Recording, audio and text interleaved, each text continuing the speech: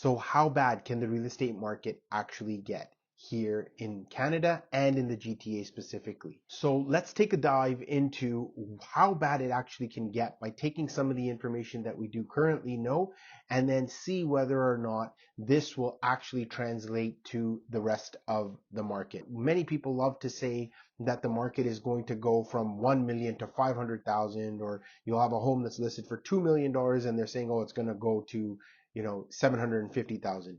Personally, that is not going to happen. That's my opinion.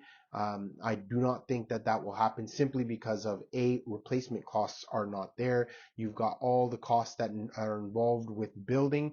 And we've also have issues where builders are now starting to fail. So if builders are not building homes, you are only going to have a supply issue and having prices continue to go up. The chief executive officer of the CMHC, Romy Bauer, had testified at the House of Commons and had informed them that there are about 6,000 households on its books and that have the greatest exposure to the market currently. There is some surprising information behind that, and that our jobs have been quite strong. Now, as many of you guys know, that we are basically in a technical recession with 2 negative GDP reports. While we were seeing the uptick in jobs, it actually resulted in a reduction in the amount of people that actually are in arrears. So in her testimony, she had mentioned that the insured mortgages that are in arrears or missed payments is actually down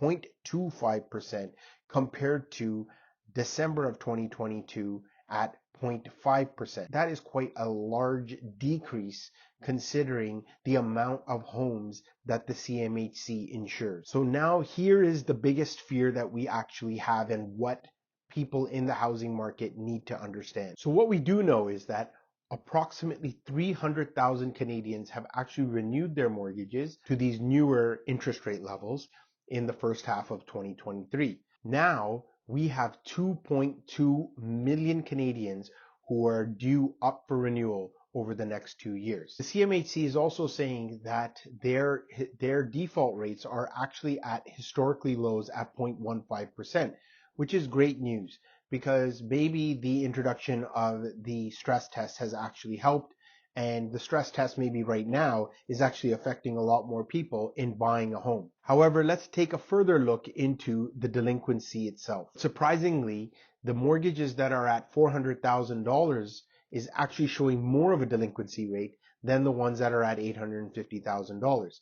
So some good signs there, but we're also seeing that stress that is being put on those who have actually had to renew at these new levels and are finding it very tough. Now, it's not just about the house prices that these people have bought their homes at. It's because they're being overstretched with other costs when it comes to fuel and the cost of food and utilities and everything else that goes associated with running a home. Now, the saving grace could possibly be that the Bank of Canada is looking at possibly reducing their mortgage rates by mid-2024.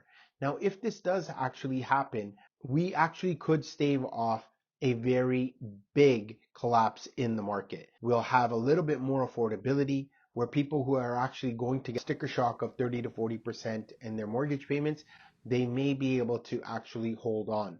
My personal opinion is that if you are able to hold on, this is going to be the best thing that you possibly can do, because we've also got housing starts at record lows. We've got builders that are actually failing.